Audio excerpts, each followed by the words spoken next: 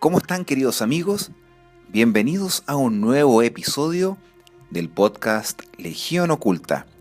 Y estamos en los jueves de ufología.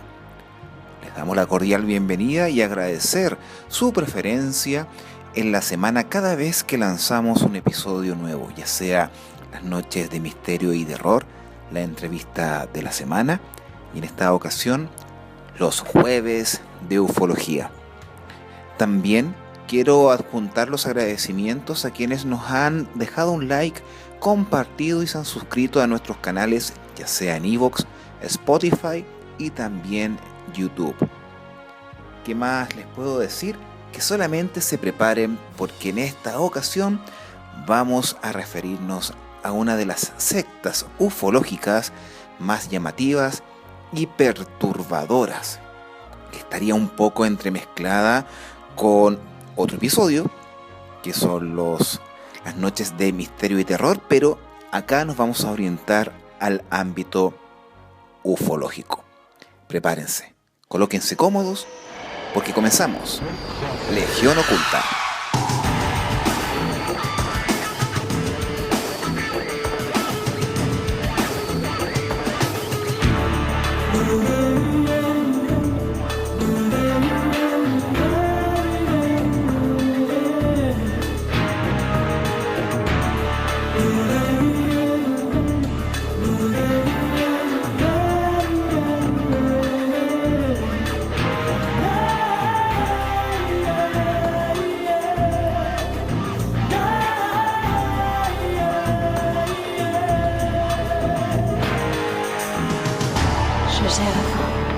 Je gère la faim, dans la nuit,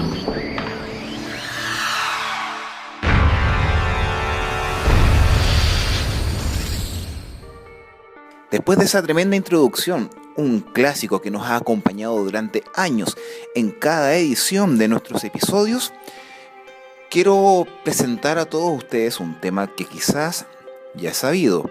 Algunos lo pueden conocer vagamente, pero para quienes no, se van a llevar una gran sorpresa. Lo vamos a profundizar de tal manera para dar a conocer cómo el comportamiento del ser humano y a la vez también la forma en la cual pueden interpretar sus creencias puede llevar al fin, o me refiero a su finalización de vida, a muchas personas.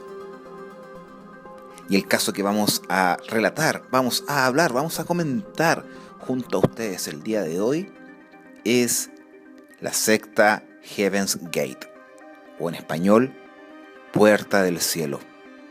Se preguntarán de qué estamos hablando. Esta fue una religión ovni liderada por Marshall Applewhite y también junto a Bonnie Needles. El fin de esta secta coincidió con el paso del cometa Hale-Bopp, el cual se consideró un acontecimiento el año 1997.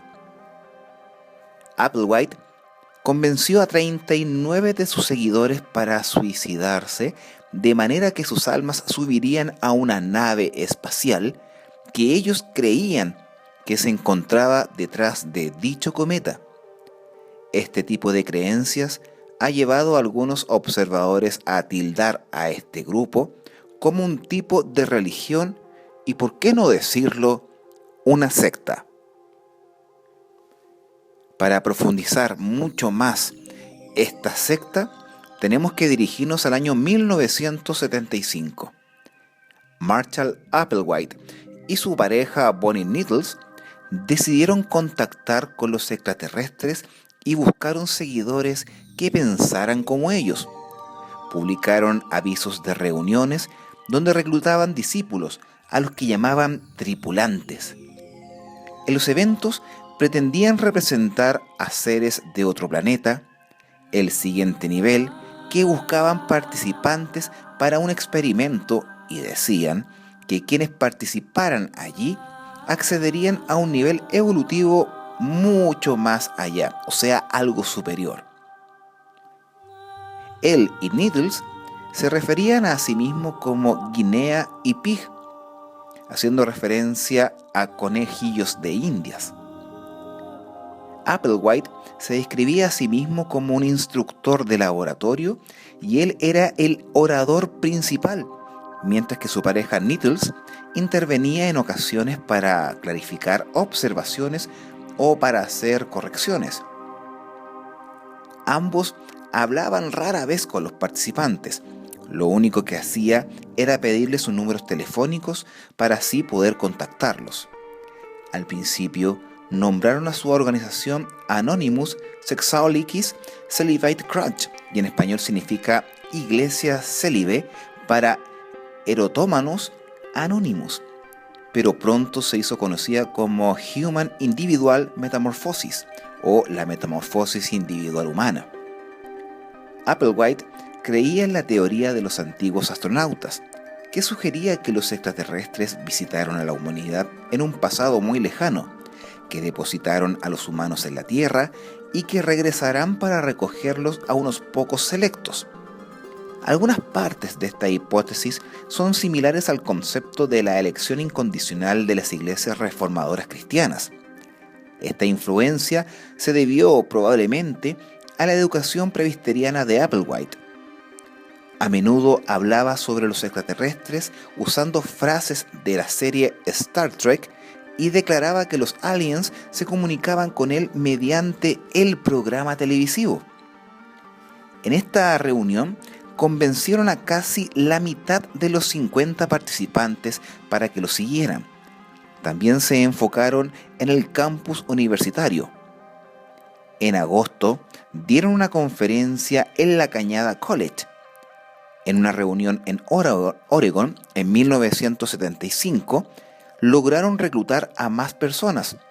Alrededor de 30 más o menos abandonaron sus hogares para seguir a esta pareja, lo que atrajo la atención de los medios de comunicación. La cobertura fue negativa. Los periodistas y algunos antiguos miembros se burlaron del grupo y lanzaron acusaciones de lavado de cerebro contra Applewhite y Nettles. Sin embargo, Balt y Taylor declararon que Applewhite y Nettles evitaron las tácticas de presión, ya que buscaban solamente seguidores remotos. Benjamin E. Sealer, un académico que realizó estudios sobre las religiones nuevas, notó que las enseñanzas de Applewhite y Nettles se centraban en la salvación a través del crecimiento individual y encontró similitudes con las corrientes del movimiento de la nueva era. Asimismo, enfatizó la importancia de la elección personal. Applewhite y Nettles, sin embargo, negaron cualquier conexión con el movimiento llamado la nueva era, ya que lo consideraban una creación de los seres humanos. Janja Lalich, una socióloga que estudia las sectas, atribuye su éxito para reclutar gente a su ecléctica mezcla de creencias y la manera en que se apartaron de las enseñanzas típicas de la nueva era. Por ejemplo, describían naves espaciales mientras seguían usando lenguaje cotidiano.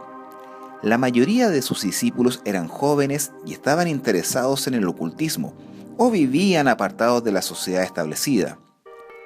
Provenían de una gran variedad de religiones, incluyendo orientales y también la cienciología. La mayoría conocía bien las enseñanzas de la nueva era y permitieron que Applewhite y Nettles los convenciera con una enorme facilidad. Applewhite enseñaba que sus seguidores llegarían a un nivel muy alto, como una oruga que se convierte en una mariposa, usando este ejemplo en casi todos los primeros libros que escribieron. Applewhite sostenía que sufrían un cambio biológico, ya que se convertirían en una nueva especie, donde sus enseñanzas serían verdaderas, en este caso verdades científicas, alineadas con el naturalismo secular. Con sus primeros seguidores, hizo hincapié en que no estaba hablando metafóricamente y solía usar las palabras biología y química en sus discursos. A mediados de los años 80, intentó evitar el uso del término religión porque le veía como una disciplina inferior a la ciencia, aunque si bien descartaba a la religión por ser poco científica, en ocasiones enfatizaba la necesidad de tener en la capacidad de los extraterrestres para poder transformarlos. Una ilustración de una escena del Apocalipsis, Applewhite creía que describía interacciones entre los humanos y los extraterrestres. Para 1975, Applewhite y Needles habían adoptado los nombres de Bo y Pip. Tenían alrededor de 70 seguidores y se veían a sí mismos como pastores ocupados con su rebaño. Applewhite creía que la separación completa respecto de los deseos terrestres era un prerequisito para ascender al siguiente nivel y hacía hincapié en los pasajes del Nuevo Testamento, donde Jesús hablaba sobre abandonar el cariño por lo mundano. Se instruía a los miembros para que, por lo tanto, abandonaran a sus amigos, su familia, los medios de comunicación, las drogas, el alcohol, las joyas, el vello facial y su sexualidad. Lo que es más, se requería que adoptaran nombres bíblicos. Esta pareja pronto les pidieron que adoptaran nombres de 2 sílabas que terminaran en Odi y que tuvieran 3 letras en la primera sílaba, como Cody, Modi, Body, etc. Applewhite aclaró que estos nombres remarcaban que sus seguidores eran niños espirituales. Applewhite y Needles y sus seguidores vivían lo que el experto en religión James R. Lewis describe como un estilo de vida cuasi nómada. Solían pasar la noche en campos remotos y no hablaban sobre sus creencias. Esta pareja dejaron de organizar reuniones públicas en abril de 1975 y para esa época pasaban poco tiempo enseñándole la doctrina a sus conversos. Los líderes, además, tenían poco contacto con sus seguidores dispersos, muchos de los cuales renunciaron a su lealtad. Applewhite y Needles temían que los asesinaran y les enseñaban a sus seguidores que sus muertes serían similares a la de los 2 testigos del Apocalipsis. Balt y Taylor creen que la experiencia de Applewhite en prisión y el rechazo inicial del público contribuyeron a este miedo. Más tarde, les explicaron a sus seguidores que la manera en que la prensa los trataba era una especie de asesinato y que su profecía se había cumplido. Tenían en vista materialistas de la Biblia. La veía como el registro del contacto extraterrestre con la humanidad. Tomaba muchas ideas del libro del Apocalipsis, aunque evitaba usar la terminología teología tradicional y empleaba un tono de cierta manera negativa para hablar del cristianismo. Leía unos pocos versos y nunca trataba de desarrollar un sistema teológico. A principios de 1976 ya habían adoptado los nombres de Do y T. Applewhite decía que estos nombres no tenían significado alguno, pero en junio de 1976 reunieron a los seguidores que les quedaban en el Bosque Nacional Medicine Bow, al sudeste de Wyoming, con la promesa de que recibirían la visita de estos sagrados ovnis. Más tarde, Needles anunció que la visita se había cancelado, pero la pareja luego se separó a los seguidores en un grupo pequeño que denominaron Star Cluster, o sea, grupo de estrellas. Entre 1976 y 1979, el grupo volvió a los campings, por lo general cerca de las montañas rocosas o en Texas. Ahí comenzaron a exigirle más a sus seguidores, que hasta ese momento habían tenido vidas vagamente estructuradas, lo que los ayudó a mejorar la retención de los miembros a la secta. Solían comunicarse con sus discípulos por escrito o a través de sus asistentes y remarcaban cada vez que era la única fuente de la verdad. Rechazaron la idea de que los miembros pudiesen recibir revelaciones individuales para tratar de prevenir escisiones. Applewhite también intentó evitar que sus seguidores desarrollaran amistades cercanas, ya que temía que las reuniones pudieran llevar a la insubordinación. Ellos insistían con que sus seguidores practicaran lo que él mencionaba como flexibilidad, o sea, obediencia estricta a sus cambiantes órdenes, a menudo contradictorias entre sí. Ambos líderes limitaban los contactos del grupo con las personas que no pertenecieran al movimiento, incluso con aquellos que podrían haber estado inmersos en unirse, para evitar de manera ostensible infiltrados de partidos hostiles. En la práctica, esto hacía que sus seguidores dependieran completamente de ellos. Applewhite instruía a sus discípulos para que fuesen como niños o mascotas sumisas. Su única responsabilidad era la de obedecer a sus líderes. Se alentaba a los miembros a que buscaran constantemente la aprobación de Applewhite y a menudo se preguntaban si ellos mismos qué harían sus líderes cuando tomasen una decisión. Para sus seguidores no parecía un dictador, mucho menos de ellos los consideraban tranquilos y paternal. En su estudio del grupo de año 2000, Winston Davis señaló que Applewhite dominó el fino arte del entretenimiento religioso y notó que muchos de sus discípulos parecían estar disfrutando de sus servicios. Applewhite organizaba rituales en apariencia arbitrarios que tenían la intención de instalar un sentido de disciplina en sus seguidores. Se refería a estas tareas como juegos. También veía programas de televisión de ciencia ficción con el resto del grupo y en vez de dar órdenes directas, intentaba expresar sus preferencias y hacía de cuenta que le daba opiniones a sus discípulos, remarcando que los estudiantes eran libres de desobedecer si lo querían, lo que según Lalit daba la ilusión de poder elegir. A finales de los años 70, el grupo recibió una gran suma de dinero, posiblemente una herencia de un miembro o donaciones de las ganancias de los seguidores. Esta pareja usaron este capital para alquilar casas, primero en Denver y después en la zona de Dallas. Tenían alrededor de 50 seguidores en ese entonces y vivían en 2 o 3 casas. Los líderes, por lo general, tenían su propia vivienda, aparte de los demás. El grupo guardaba en secreto su estilo de vida y cubría las ventas de sus residencias. Manejaban las vidas de sus discípulos como en un campo de entrenamiento para prepararlos para el siguiente nivel. Se referían a su casa como una nave y reglamentaban todo lo que sucedía minuto a minuto.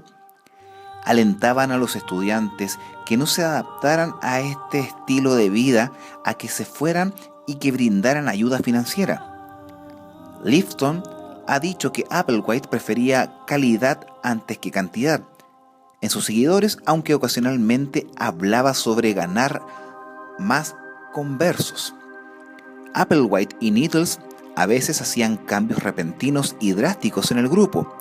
En una ocasión en Texas, le dijeron a sus seguidores que los visitarían los extraterrestres y les pidieron que esperaran afuera toda la noche. Luego les informó que había sido solo una prueba. Lalit vio esto como una manera de aumentar la devoción de los estudiantes para que su compromiso con la secta no estuviera ligado solamente a la visión de milagros concretos. Los miembros se desesperaban por la aprobación de Applewhite y éste usaba la desesperación para controlarlos, un arma de doble filo. En 1980, Applewhite y Needles tenían alrededor de 80 seguidores, 67 y muchos de ellos tenían trabajo, sobre todo con computadoras o como mecánicos de automóviles. En 1982, Applewhite y Needles permitieron a sus discípulos que llamaran a sus familias, y en 1983 relajaron aún más los controles y permitieron visitar a sus familiares en el Día de las Madres. Se les permitía quedarse por poco tiempo y se les instruía para que les dijeran a sus familias que estaban estudiando informática en un monasterio. La intención de estas vacaciones era tranquilizar a las familias y demostrarles que los discípulos seguían con el grupo por su propia voluntad. En 1983, Needles se sometió a una operación para la extirpación de un ojo, como resultado de un cáncer diagnosticado varios años antes.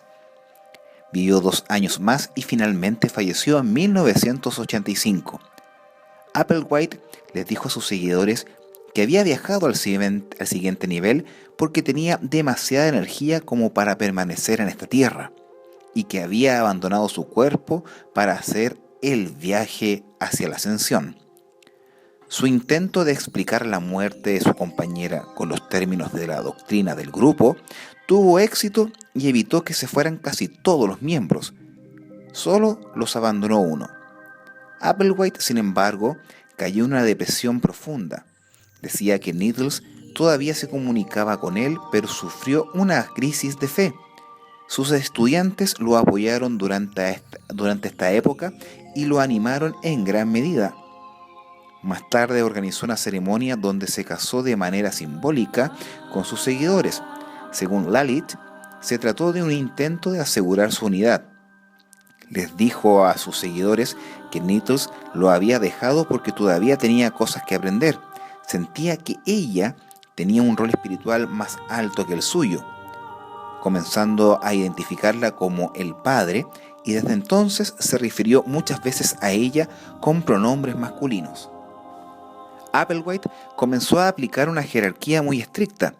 Le enseñaba a sus estudiantes que necesitaban que los guiara para llegar al siguiente nivel. Seller notó que esto aseguraba que no hubiese posibilidad de que el grupo continuara si él fallecía. La única manera de salvarse era cultivar una relación con Applewhite. Animaba a sus seguidores a verlo como a Jesucristo, y a la vez también Seller mencionó que el antiguo enfoque del grupo en las elecciones individuales se reemplazó con un énfasis en la figura de Applewhite como mediador. Applewhite mantuvo algunos aspectos de sus enseñanzas científicas, pero en los años 80, el grupo se convirtió en algo más parecido a una religión por su enfoque en la fe y la sumisión ante la autoridad. Después de la muerte de su pareja, también alteró su punto de vista sobre la elevación. Antes enseñaba que el grupo ascendería de forma física desde la tierra y que las muertes les permitiría reencarnar, pero el fallecimiento de su compañera lo obligó a aceptar que la ascensión podría ser meramente espiritual. Más tarde llegó a la conclusión de que su espíritu había viajado a una nave espacial y había recibido un cuerpo nuevo, y que les pasaría lo mismo a sus seguidores. Según esta visión, el cielo bíblico era en realidad un planeta al que iban los seres muy evolucionados y se requería que los cuerpos físicos ascendieran hasta ese lugar. Creía que una vez que alcanzaran el siguiente nivel, facilitarían la evolución en otros planetas. Hacía hincapié en que Jesucristo, que según él era un extraterrestre, vino a la Tierra, fue asesinado y volvió de la muerte con otro cuerpo antes de transportarse a una nave espacial.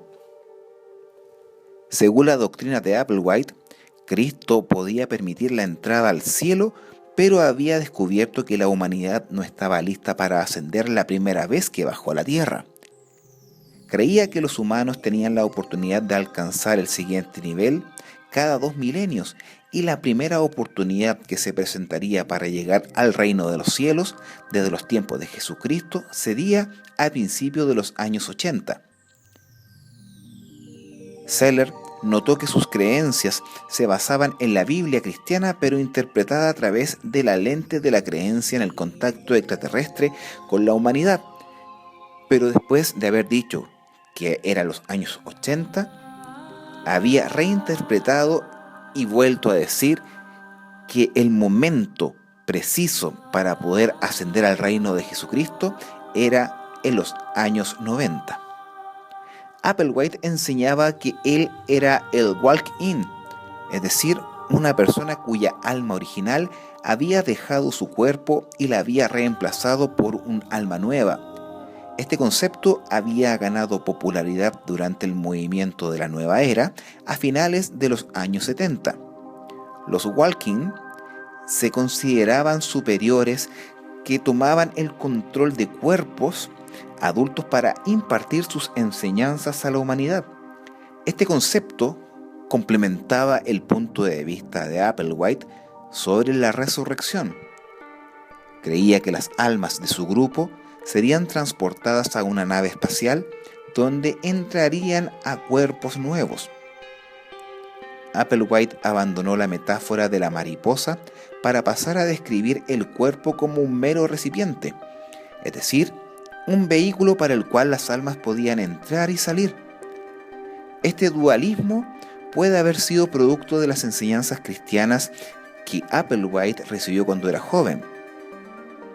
Lewis escribió que las enseñanzas del grupo tenían elementos cristianos que básicamente se injertaban en una matriz de la nueva era.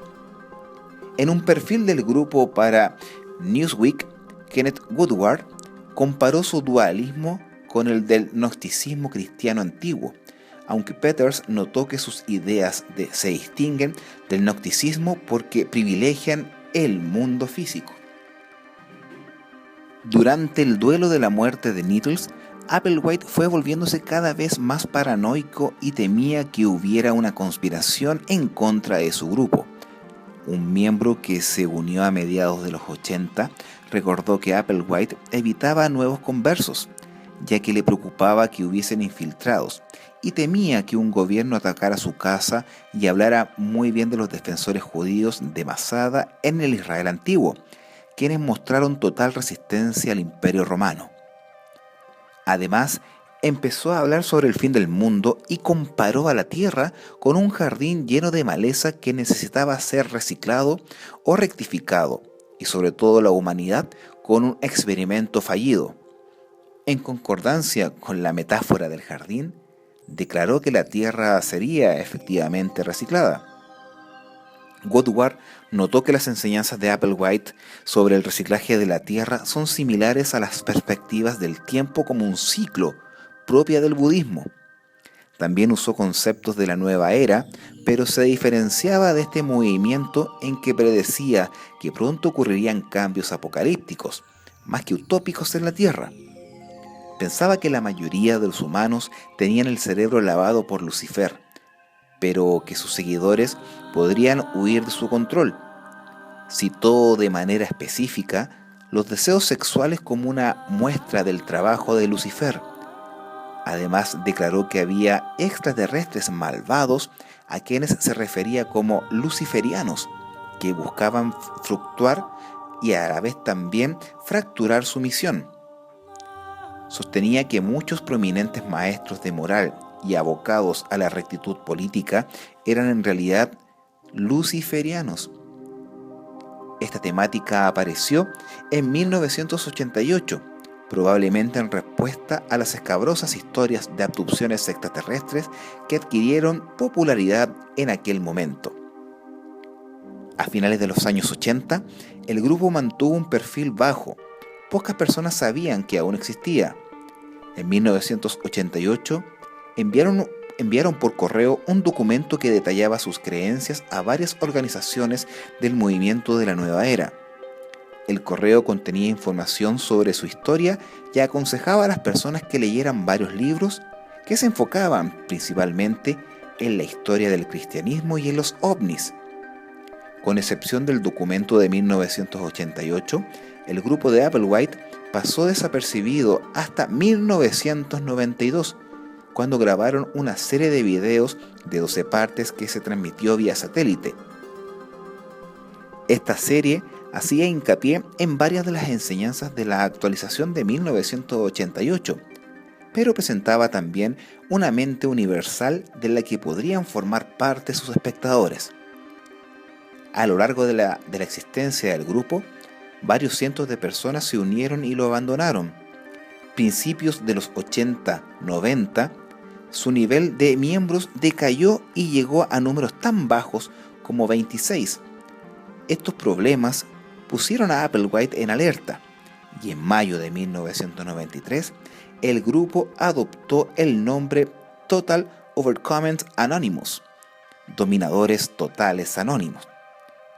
Luego invirtieron $30,000 estadounidenses en la publicación de una publicidad de página completa en el periódico USA Today, que alertaba de la sentencia catastrófica que le caería a la Tierra. Esta publicación provocó que alrededor de 20 antiguos miembros regresaran al grupo. Junto con esta serie de conferencias públicas en 1994, causó que el número de miembros se duplicara con respecto al principio de la década. Para esta época, Applewhite no reglamentaba la vida de sus discípulos de manera tan estricta como lo había hecho antes y pasaba menos tiempos con ellos. A principios de los años 90, Applewhite subió algunas de sus enseñanzas a internet, pero se sorprendió por las críticas que recibió. Y ese año habló por primera vez de la posibilidad del suicidio como una manera de llegar al siguiente nivel, explicando que todo lo humano tenía que abandonarse, incluyendo el cuerpo, antes de poder ascender. Luego renombró la organización como Heaven's Gate, o llamada en español Puerta del Cielo. Davis sugirió que este rechazo cibernético pudo haberlo alentado a intentar dejar la Tierra. Desde junio hasta octubre de 1995, el grupo vivió en una parte rural de Nuevo México. Compraron 40 acres de tierra y construyeron un complejo habitacional al que llamaban la nave extraterrestre, con neumáticos y madera. Applewhite esperaba establecer un monasterio. Se trató de una empresa complicada, ya que Applewhite ya tenía una edad avanzada, no gozaba de buena salud y en un punto temió sufrir de cáncer. Lifton notó que el liderazgo activo de Applewhite del grupo probablemente le causó una fatiga severa en sus últimos años. Ese invierno fue muy frío y decidieron abandonar el plan, y desde ese momento vivieron en varias casas en la zona de San Diego. El grupo aumentó más su enfoque en la supresión del deseo sexual. Su líder y otros 7 miembros optaron por la castración quirúrgica. Al principio costó encontrar a un cirujano dispuesto a hacerlo, pero finalmente encontraron uno en México.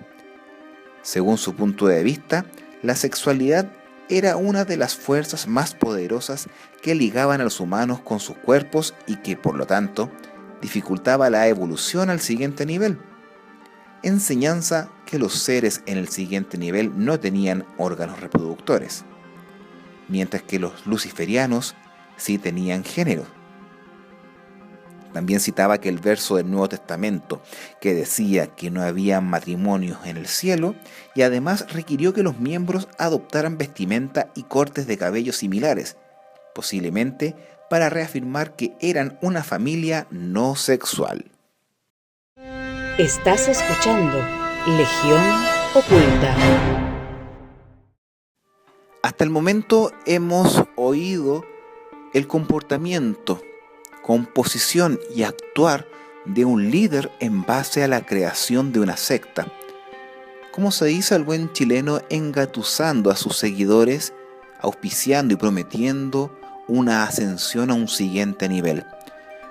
Hasta ahora solamente hemos oído visiones por parte de Applewhite de aquellos seres superiores o extraterrestres y las seguidillas de creencias en base a la Biblia o Antiguo Testamento. Pero lo peor fue lo que a continuación vamos a compartir con ustedes, porque hasta esta altura del podcast solamente hemos escuchado y también interiorizado en algo banal. Me refiero banal a una secta, las cuales están en todas partes del mundo. Pero ¿qué tiene de complicado, además de poder evitar libertad a sus seguidores? Es lo que en ese momento se auspició algo macabro, ya que en octubre de 1996 el grupo alquiló una mansión en el rancho de Santa Fe, en el estado de California.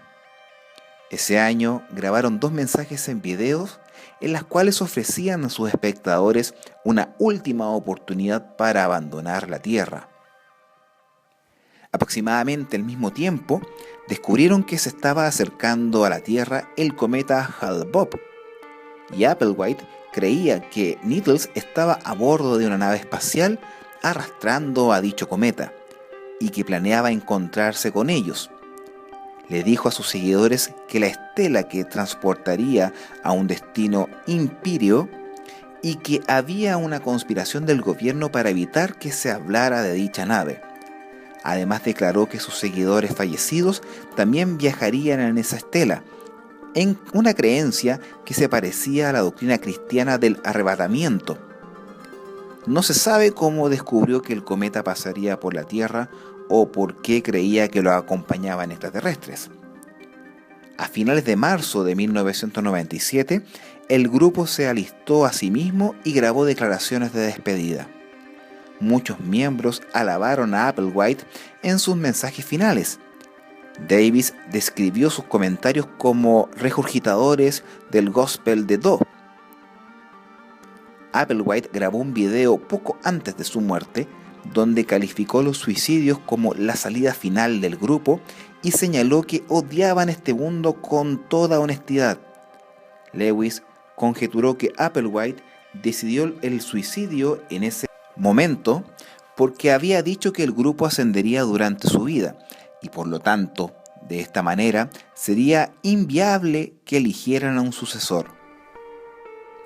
Los integrantes de esta secta suponían que eran extraterrestres. Entregaron sus pertenencias. Los hombres de la secta se dejaron castrar. En vísperas del suicidio, bebieron zumo de limón a fin de purificar su cuerpo. Los 39 cadáveres fueron encontrados el 26 de marzo de 1997 en una localidad del municipio del Rancho de Santa Fe, al norte de San Diego, en el estado de California. Su muerte la causó una sobredosis del conocido barbitúrico llamado fenobarbital, mezclado con zumo de manzana y vodka. La experta en religión Catherine Weisinger planteó que los suicidios comenzaron el 22 de marzo. La mayoría de los miembros consumieron barbitúricos y alcohol y después se pusieron bolsas en la cabeza. Calzaban zapatos de marca Nike y vestían uniformes negros con parches que decían Heaven's Gate Away Team. Junto a la mayoría de los cuerpos se encontraron bolsos con unos pocos dólares y una forma de identificación. Las muertes tuvieron lugar durante 3 días y Applewhite fue uno de los últimos 4 que fallecieron. 3 asistentes lo ayudaron a suicidarse y después ellos también lo hicieron. El departamento de policía recibió una llamada anónima para que registrara la mansión y el 26 de marzo encontraron 39 cuerpos en el lugar. Fue el mayor suicidio colectivo de la historia de los Estados Unidos y los detectives encontraron el cuerpo de Applewhite sentado en la cama del principal dormitorio de la mansión. Los forenses determinaron que su suicidio era por el miedo al cáncer que lo había infundado, pero que sufría de osteoporosis crónica. Las muertes tuvieron un gran eco en los medios de comunicación. La cara de Applewhite apareció en las portadas de la revista Time y Newsweek el 7 de abril. Su mensaje final fue transmitido en gran escala. Hugh Urban, de la Universidad Estatal de Ohio, ha descrito su aparición en el video como salvaje y muy alarmante. Los productores de la serie de televisión animada estadounidense Padre de Familia satirizaron a Applewhite en un episodio donde se le mostró atrayendo a adolescentes a una secta y envenenándolos. Tras su muerte, los medios publicaron un video en el que aparecieron todos los cadáveres acomodados en literas, cubiertas con cobijas de color púrpura y calzando zapatillas nuevas marca Nike. Todos portaban también equipaje y dinero como derechos de alquiler por su cuerpo que no lo contemplaron y ellos como contenedores para sus almas para poder viajar a ese ovni prometido. Aunque muchos periodistas y comentaristas conocidos, incluyendo a la psicóloga Margaret Singer, sugirieron que Applewhite lavó el cerebro de sus seguidores, la mayoría de los académicos rechazaron esta idea. Lalit sugirió que estaban dispuestos a suicidarse con Applewhite porque se habían convertido en seres totalmente dependientes de él y, por lo tanto, no podían vivir en su ausencia. Davis atribuye el éxito de Applewhite para convencer a sus seguidores de suicidarse a dos factores: los aisló de la sociedad y cultivó una actitud de obediencia religiosa completa en ellos. Los estudiantes de Applewhite habían hecho un compromiso a largo plazo con él, y Balt y Taylor infirieron que esta es la razón por la que sus interpretaciones de los eventos les parecían coherentes. La mayoría de los fallecidos habían sido miembros por casi 20 años, aunque unos pocos eran conversos recientes. Lewis sostuvo que Applewhite efectivamente controlaba a sus seguidores con la artimaña de expresar sus ideas con términos cotidianos. Richard Hurt, de la Universidad de California en Santa Bárbara, se mostró de acuerdo con esta idea y añadió que los seguidores se suicidaron porque creyeron la narrativa que había construido, más que por el control psicológico que ejerció sobre ellos. En su estudio de los movimientos apocalípticos del año 2000, John R. Hall sostuvo que se vieron motivados para suicidarse porque lo veían como una manera de demostrar que habían conquistado su miedo a la muerte y que le creían verdaderamente a Applewhite. Urban escribió que la vida de Applewhite mostró la intensa ambivalencia y la alineación compartida por muchos individuos perdidos en la sociedad capitalista del siglo XX. Notó que las críticas de Applewhite hacia la cultura contemporánea en ocasiones eran similares a las de Jane Baudrillard, particularmente por sus puntos de vista nihilistas. Urban escribió que Applewhite no encontró otra salida que el suicidio para escapar de la sociedad que lo rodeaba y declaró que la muerte le ofrecería una manera de escapar de su círculo sin fin de seducción y consumo. En su cobertura de los suicidios, varios medios de comunicación se enfocaron en la sexualidad de Applewhite. El New York Post lo llamó el gurú gay. Troy Perry, activista por los derechos de los homosexuales, comentó que la represión de Applewhite y el rechazo de la sociedad hacia las relaciones entre personas del mismo sexo lo llevó a suicidarse. La mayoría de los académicos rechazaron esta idea. Seller sostuvo que la sexualidad de Applewhite no fue el motivo principal que lo llevó a asesinarse, sino que cree que esto se debió a varios factores, aunque acertó que la sexualidad tuvo cierto peso. Lalit afirmó que Applewhite cumplía con los requisitos tradicionales de un líder carismático. Evans Thomas lo catalogó como un manipulador maestro. Lifton comparó a Applewhite como Shoko Asahara, el fundador de Aum Shinrikyo. Él lo describió como igual de controlador. Su paranoia y megalomanía eran suaves pero siempre estaban presentes. Christopher Partridge, de la Universidad de Lancaster, declaró que Applewhite y Needles eran similares a los líderes religiosos John Reeve y Ludwig Muggleton, quienes fundaron el Muggletonarismo, un movimiento milenarista en la Inglaterra medieval. Y si se dan cuenta, queridos auditores, la forma en la cual Applewhite tuvo la capacidad de controlar a sus seguidores fue abismante. O sea, personas libres de pensamiento y a la vez también de decisión fueron convencidos de manera profunda que los extraterrestres venían en el cometa Hale-Bopp, o que un ovni estaba tirando del cometa Hale-Bopp y que la ascensión era la mejor forma de dejar este mundo mundano o terrenal. Pero no hay que dejar a un lado que creer ciegamente ante una creencia, fe, dogma de manera ciega, sin cuestionamiento y sin ni siquiera tener una base sustentable para su creencia, muchas veces cuando es de manera excesiva, es dañina. Cada uno tiene una libertad de expresión y a la vez también de creencia. Pero cuando te convencen a autoflagelarte, o en este caso suicidarte, causarte daño como ser humano o causar daño a tu alrededor, a la sociedad, créanme que eso no va por buen camino. Y ya ven el ejemplo de la sociedad Heaven's Gate y la cantidad de muertes que llevó consigo el líder de la secta religiosa ufológica o secta ovni, Applewhite. Con eso, queridos amigos, después de haber escuchado esta macabra secta, damos por finalizado el capítulo del día de hoy de Jueves de Ufología. Recuerden que nos pueden escuchar a través de iVoox, Spotify o el canal de YouTube de Observador de Estrellas Chile, dejándonos un like, compartiendo y suscribiéndose para que cada semana vayamos sorprendiéndonos con cada relato, cada historia o cada entrevista que ofrece el podcast Legión Oculta.